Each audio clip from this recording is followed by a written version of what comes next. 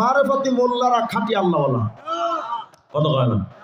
এরা কই আমরা তো শরীয়ত টরিয়ত মানি না। কি মানো ভাই? মারেফত মানি। গান বানাইছে কয় মুর্শিদে মুর্শিদে যে করছে জপ বিনা দুধে দই পাতাইয়া খাইতাছে মাখন। আর সেই মাখন খাইলে পরে ভবে, সেই মাখন খাইলে পরে ভবে ক্ষুধা তৃষ্ণা লাগে না। লোহারে বা নাইলারে কাঞ্চা সোনা। কত সুন্দর গান না? কত বড় শিরক কুফর করেছে জানেন? কত বড় কুফরি। বলে যদি কেউ বাবা বাবা পীর বাবা, আমারে পীর বিরোধী মনে করে না, আমিও পীরের মুরিদ। আমার পীর ছিলেন কায়েদে মিল্লাত আল্লামা জুনায়েদ বাবুনগরী রাহিমাহুল্লাহ।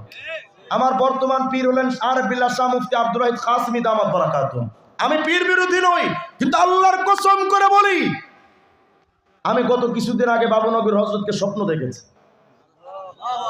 আল্লাহ পাক যেমন সত্য, আমার স্বপ্নটাও তেমন সত্য। আমি দেখছি আমার সামনে বাবুনগরীর হযরতের কবরটাকে খুলে দেওয়া হয়েছে। আমি হুজুরের কবরের দিকে তাকিয়ে দেখি হুজুরের কবরের চতুর্পাশ দিয়ে ঝর্ণা যেমন পানি ছিটায় না, ঝর্ণা পানি ছিটায়, বলে কবরের চতুর্পাশে এভাবে ঝর্ণা দিয়ে পানি উঠতেছে। মানে এটা দেখে আমাকে বোঝানো হচ্ছিল যে হুজুরের কবরটাকে শীতাতপ নিয়ন্ত্রিত করে আবহাওয়াকে আরামদায়ক করা হচ্ছে। আমি হুজুরের সামনে দাঁড়ানো, হুজুরের চোখ খুলে গেল। হুজুর আমাকে বলছেন, এই হকের উপরে থাকো, সাবধান, হক থেকে বিচ্যুত হবে না। কবরে এসে দেখো কত শান্তি। আল্লাহর কসম করে বলি, আমার কোন পীর যদি আমাকে কোনোদিন বলে কোরআন সুন্নাহ শরীয়ত থেকে আলাদা হও, পীর বাদ দিব, কোরআন সুন্নাহ শরীয়ত বাদ দিব না। আর আমাদের মূল মানদণ্ড হলো কোরআন সুন্নাহ সাহাবা। ভণ্ডরা কয় যদি কেউ বাবা বাবা জিকির করে এ দই ছাড়া মাখন খেতে পারবে, তার মানে শরীয়ত ছাড়া মারেফত পাবে। নাউজুবিল্লাহ কয় না? আচ্ছা বলেন তো, যে মাখনের মধ্যে দই নাই ওটাকে আসল না ভেজাল? যদি তাই হয়, সেই মারেফতের মধ্যে শরীয়ত নাই ওটা আসল মারেফত না, শয়তানের মরার পর। এরা দাবি করতে চাই পীরি খোদা, পীরি নবী। নাউজুবিল্লাহ, আস্তে বল মিয়া। আমি যেটা বলবো প্রমাণ ছাড়া না, প্রমাণটাও বেছে নেন। এই ফরিদপুরে এক শিল্পী আছে, কি যেন আবুল সরকার না আবাল সরকার, জানি আবুল সরকার। আবাল সরকার একটা গান বানাইছে, কয় আল্লাহ প্রেমের বান্দা হইয়া আমার বাইচা থাকার আশা নাই, তবে মুর্শিদে কেবলার কাফের হইয়া আমি যেন মইরা যাই। মানে আল্লাহ প্রেমের বান্দা হতে চায় না, মুর্শিদের কাফের হতে চায়।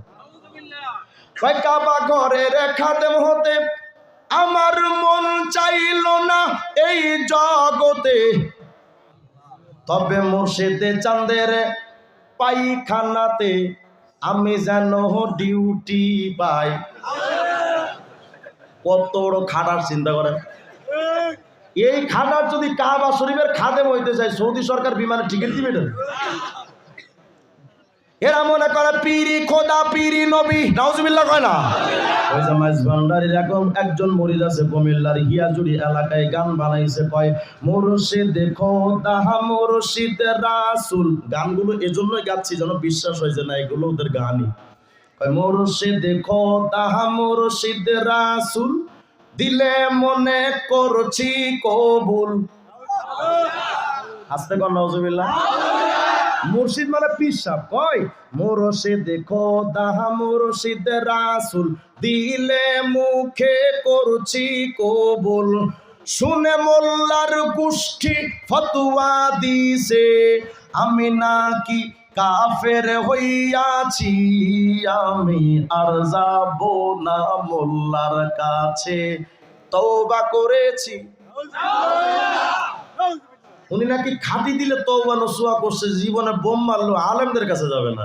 আমি বললাম হ্যাঁ, আলেমদের কাছে যাইতে তো কপাল লাগে, হারামজাদাদের কপালে কখনো আলেমদের সোহবত নসিব হয় না। তা আমি বললাম তুই আলেমদের কাছে যাবি না, কারণ কি? কয় আমি গানের মধ্যে একটু হুজুর সামান্য একটু কইছি, পীরি খোদা পীরি রসুল একটু বলছি, এটা নাকি একটু কই এতটুক বলছি, আর আলেমরা আমার কাফের বলে দেই। আমি বললাম আচ্ছা তুমি পীররে খোদা বলবা রসুল বলবা, আলেমরা তোমার কাফের বলবে না, তো আব্দুল কাদের জিলানী নি কইব? যারা পীররে খোদা মনে করে রসুল মনে করে, মুসলমান না কাফের? বলেন মুসলমান না কাফের?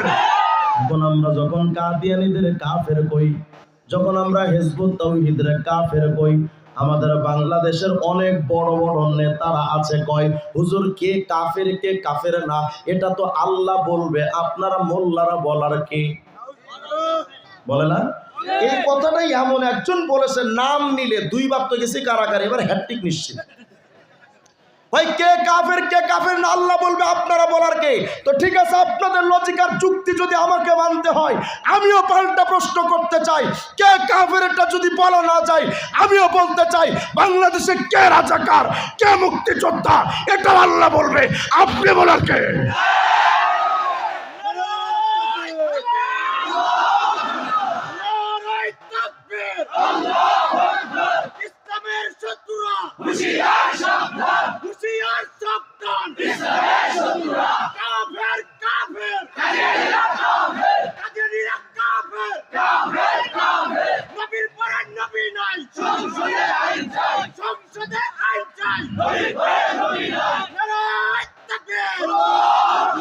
আমি বললাম যদি কেউ কারো ট্যাগ দেওয়া না যায় কেউ দিতে পারবে না, কথা হয় না। এখন প্রশ্ন হলো যে স্বাধীনতার বিরুদ্ধে তারা কি রাজাকার বলা যাবে না? হ্যাঁ হ্যাঁ, আমরাও তো তাদের রাজাকার বলি, যে আমার স্বাধীনতার দুশ্মন, সে জাতির দুশ্মন, দেশের দুশ্মন, দশের দুশ্মন।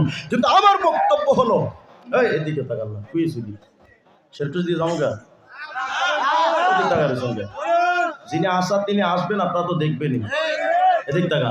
আমার কথা হলো যে ব্যক্তি স্বাধীনতার দুশ্মন, সে দেশের দুশ্মন, দশের দুশ্মন, জাতির দুশ্মন, মাটির দুশ্মন, আমরাও তো তাদের রাজাকার বলি। কিন্তু আমার প্রশ্ন হলো যদি আপনি দেশের দরদি হওয়ার কারণে দেশের স্বাধীনতার বিরুদ্ধে কেউ গেলে তারে যদি রাজাকার বলা যায়, আমার ধর্মের বিরুদ্ধে যদি কেউ যায় তারাও রাজাকার না বলে কাফের বলা যায়।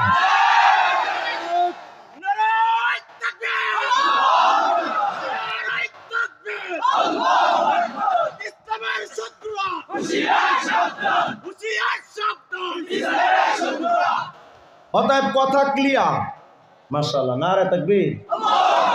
আমাদের বাংলাদেশের সূর্য সন্তান খতিবুল উম্মাহ আল্লামা হাফিজুর রহমান সিদ্দিক কুয়াকাটা দামাত বারাকাতুহু হযরত চলে আসেন, আলহামদুলিল্লাহ বলেন না? আমি আমার দেখা চোখে সবচেয়ে বেশি সময় ধরে জনপ্রিয়তা ধরে রেখে মানুষের চোখে পানি আনার জন্য বাংলাদেশে আমাদের কুয়াকাটা হযরত তিনি এখনো টিকে আছে, আলহামদুলিল্লাহ। আলহামদুলিল্লাহ বলবেন না? আল্লাহ তাআলা হযরতের হায়াতে বরকত দান করেন, আর জোরে বলেন আমিন। আল্লাহ পাক হযরতের ডানে বামে সামনে পেছনে নূর দ্বারা মুনাব্বর করে দেন, আর জোরে করেন আমিন। আল্লাহ পাকের জবানকে আমাদের কাছে এই নিয়ামতকে দীর্ঘ টাইম আল্লাহ পাক রাখেন, আমিন বলেন। আল্লাহ পাকের ছায়াকে আমাদের জন্য দীর্ঘ করেন, আমিন বলেন। বসেন, আমি আলোচনা শেষ করে দিচ্ছি, ক্লিয়ার কাট কথা শুনেন। বলেন আহলে কোরআন না মুসলমান না কাফের? মানতে হবে কয়টা? সবাই বলেন কয়টা? 1 নাম্বার, 2 নাম্বার, 3 নাম্বার। এই কোরআন সুন্নাহ সাহাবার বিরুদ্ধে যারা কথা বলবে তারা মুসলমান না কাফের? আহলে কোরআনরা যেহেতু কোরআনের স্লোগান দিয়ে কিচ্ছু মানে না, মুসলমান না কাফের? হিজবুত তাওহীদ যেহেতু নবীর সুন্নাহ মানে না, মুসলমান না কাফের? শিয়া মতবাদ মুসলমান না কাফের? কাদিয়ানী সম্প্রদায় আর যারা মাজার পূজারী, কবর পূজারীরা মুসলমান না কাফের? সুতরাং কথা ক্লিয়ার। যদি এই এলাকায় কোনোদিন এই জালেমদের মধ্যে কেউ এসে যায়, চুপচাপ বসে থাকবেন? জুতা রেডি আছে তো? হ্যাঁ হ্যাঁ।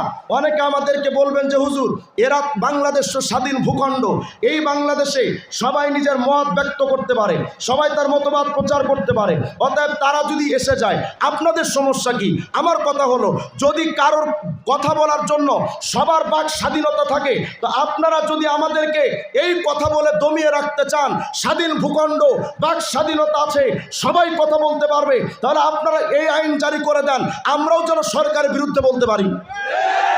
না বলা যাবে না কেন? সরকারের বিরুদ্ধে বলা অপরাধ। আমার বক্তব্য হলো স্বাধীনতার ভূখণ্ডে স্বাধীনতার স্থপতির বিরুদ্ধে বললে তারা যদি মামলা দেওয়া যায়, আমার ইসলামের বিরুদ্ধে যদি কেউ বলে, নবীর বিরুদ্ধে যদি কেউ বলে, তার মৃত্যুদণ্ড দেওয়া দরকার। অতএব কথা ক্লিয়ার। যদি এই এলাকায় কেউ এসে বাক স্বাধীনতার দোহাই দিয়ে হিন্দুরা তাদের কথা বলতে পারবে, আমরাও তাদের বাক স্বাধীনতার কামনা করি। খ্রিস্টানরা তাদের কথা বলুক, হিন্দুরা তাদের কথা বলুক, বৌদ্ধরা তাদের কথা বলুক, কিন্তু আমার বক্তব্য হলো সবাই নিজের মত প্রকাশ করতে পারবে, কিন্তু আমার মতের বিরোধিতা করতে পারবে না।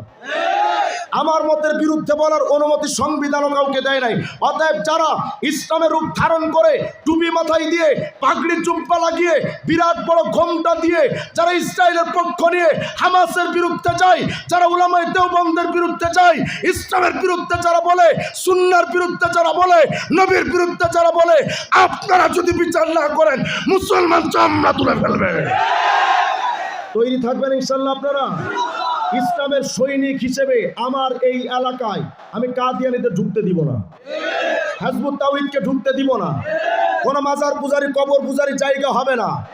এখন প্রশ্ন হলো হুজুর, শেষ কথা, যে আপনি তো এতক্ষণ বললেন যে অমুক তমুকরা ইসলাম মানে না, কোরআন মানে না, সুন্নাহ মানে না, হাদিস মানে না, তো মানে কারা? আচ্ছা ছোট্ট একটা কথা বলেন, দালালি করার জন্য আসেনি, বলেন তো, যদি কেউ তবলিগ জামাতে যায়, তবলিগওয়ালারা কোরআন মানে না মানে না? শুধু মানে, বরং কোরআন যদি কেউ পড়তে না পারে তারা কোরআন পড়া শেখায়, সূরা ফাতিহা তালিম করায়, 4টা সূরা শিখিয়ে দেয়। তারা সর্বক্ষণ তারা বলে ভাই কোরআন সুন্নাহ অনুযায়ী জীবন চালাও। তাহলে বলেন তবলিগ জামাতে কোরআন মানার কথা আছে না নাই? তবে সুন্নাত তো মানে না তবলিগরা, শুধু মানে মিয়া খাওয়ার আগে বসো খাওয়ার সুন্নাত শেখো, শোয়ার আগে বসো খাওয়ার সুন্নাত শেখো, তুমি বাথরুমে যাবে কেমনে, মসজিদে ঢুকবে কেমনে, কাপড় পরবে কেমনে, কিভাবে নবীর সুন্নাত অনুযায়ী চলবে। বলেন তবলিগ জামাতের মধ্যে সুন্নাত আছে না নাই? তবে সাহাবায়ে কেরামকে তো তবলিগওয়ালারা মানে না, শুধু মানে মিয়া এশার নামাজের পরে দেখবেন ভাইরা নামাজের পরে বসবেন, সবার জন্য কিতাবে তালিম আছে।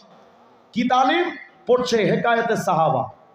আর কথা হয় না, সাহাবীদের একটা জীবনী পড়ে বলে যে আমরা যেন সাহাবীদের মতো জীবন গঠন করতে পারি। তাহলে আপনি আমাকে সিদ্ধান্ত দেন, তাবলিগ জামাতে কোরআন সুন্নাহ সাহাবা আছে না নাই? তাহলে তাবলিগ জামাত বাতিল না হক?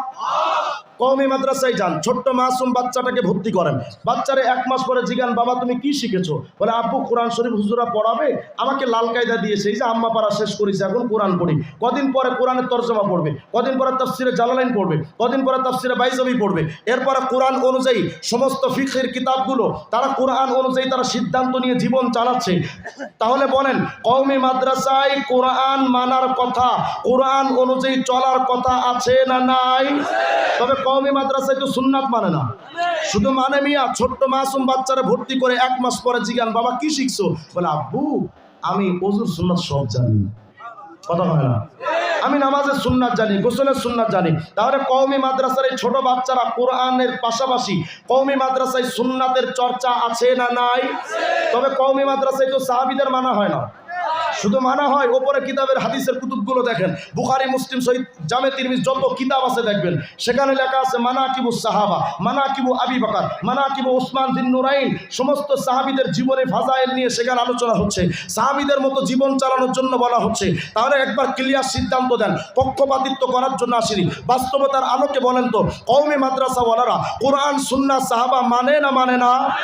তবলিগ জামাতওয়ালারা কোরআন সুন্নাহ সাহাবা মানে না মানে না? আচ্ছা এবার যারা চরমোনাই গেছেন আপনারা আমাকে বলেন, যারা উজানি গেছেন তারাও বলেন, ঢালকানগর যারা গেছেন তারাও বলবেন, নানুপুর যারা গেছেন তারাও বলেন, কোনোদিন কি চরমোনা উজানি নানুপুর ঢালকানগর কোনোদিন বলেছে যে ভাইরা সব বাদ দিয়ে আমি পীররে মানো? বলেছে কোনোদিন?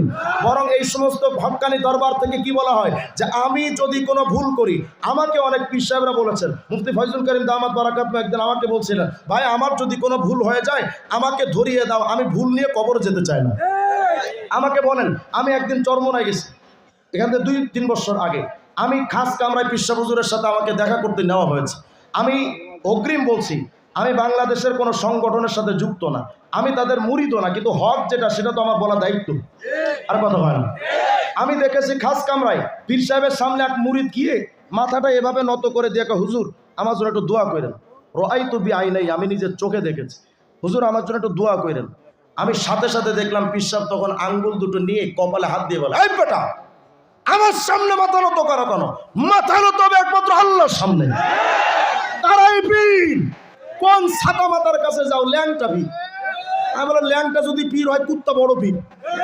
ল্যাংটা বাবা নাকি ভাগ্য পরিবর্তন করতে পারে। বাবার কাছে গিয়ে বাবা ভাগ্য পাল্টা দে, যা দেখি ল্যাংটা বাবারই কপাল খারাপ, কাপড় চোপড় দূরের কথা জাইনটাও নাই। আছে না নাই? ওনারাই পীর। যারা কোরআন সুন্নাহ সাহাবা দিয়ে জীবন গঠন করতে বলে তারাই পীর। বলবেন আমি ক্লিয়ার সিদ্ধান্ত জানতে চাই, যারা ইসলাম মানে না, সাহাবায়ে কেরাম মানে না, সুন্নাহ মানে না, কোরআন মানে না, মুসলমান না কাফের? বাস এদের থেকে আমি সংক্ষেপে আপনাদের ছোট্ট একটা চার্ট আপনাদেরকে দিয়েছি। এই চার্টকে কেন্দ্র করে একটু বেছে গুছে চলার চেষ্টা করেন। বাতিল এখন লাগাতার আসতেছে, বিভিন্ন ধরনের বাতিল আসতেছে। যদি পদস্খলন হয়ে যায়, যদি পা পিছড়ে যায়, তাহলে ঈমানটা বরবাদ হয়ে যাবে, বেঈমান হয়ে কবরে যাওয়ার অবস্থা হয়ে যাবে। আল্লাহ তাআলা আমাদের সকলকে ঈমানের হেফাজত করেন, আল্লাহ আমাদের আকীদার হেফাজত করেন, আল্লাহ তাআলা এই জাতিকে হেফাজত করেন। আমি এতক্ষণ হযরতকে বসিয়ে কষ্ট দিয়েছি, আমি হযরতের কাছেও ক্ষমা চাই। আমি আসলে অতিরিক্ত সময় নিয়ে ফেলেছি একটু গোছানোর জন্য। আমাকে